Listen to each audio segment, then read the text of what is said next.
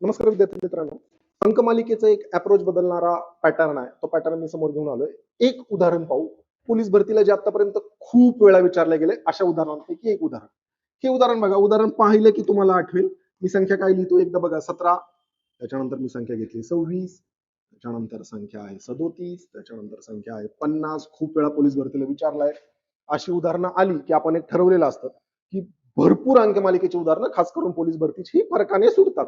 आपण लगेच याच्यामधला फरक काढायला जातो. बघा, याच्यामध्ये +9चा फरक आहे, या दोघांमध्ये +11चा फरक आहे. 37 अधिक 13 होतात 50.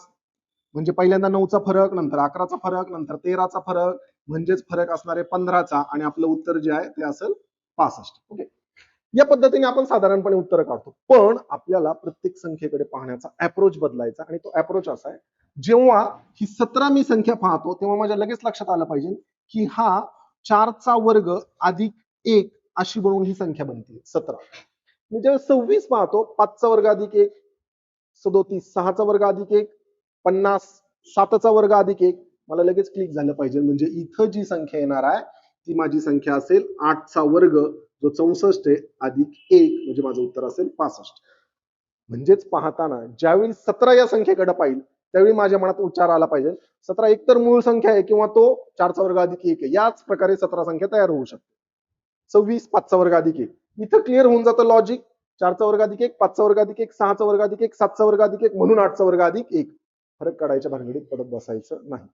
बहुतांशी उदाहरणामध्ये वर्गाची, घनाची आणि मूळ संख्यांची जी लॉजिक आहेत ती लॉजिक या प्रकारे सोडवता येतील. फक्त आपली गडबड अशी होतीये की आपल्याला त्या संख्येकडं, त्या संख्येचं काय लॉजिक आहे या दृष्टीने आपण कधीच पाहत नाही. उदाहरणार्थ, समजा तुम्ही किराणा दुकानात गेलात आणि 169 इतकं तुमचं बिल झालंय. आपल्या डोक्यात कधीच येत नाही की हा 13चा वर्ग आहे आणि हे आपल्या लक्षात आलं पाहिजे.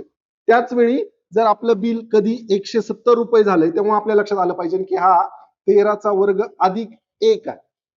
हा जो अप्रोच आहे संख्यांकडे पाहण्याचा, तो या दिवाळीमध्ये आपल्याला बदलायचा आहे. पूर्ण दिवाळीमध्ये जेव्हा जेव्हा एखादी संख्या आपल्याला दिसेल तेव्हा ही संख्या कशी तयार झाली असेल या प्रकारे जर आपण विचार केला तर निश्चितच आपण हा जो वेळ वाया जाणार आहे तो वेळ वाचवणार आहे. हॅपी दिवाळी.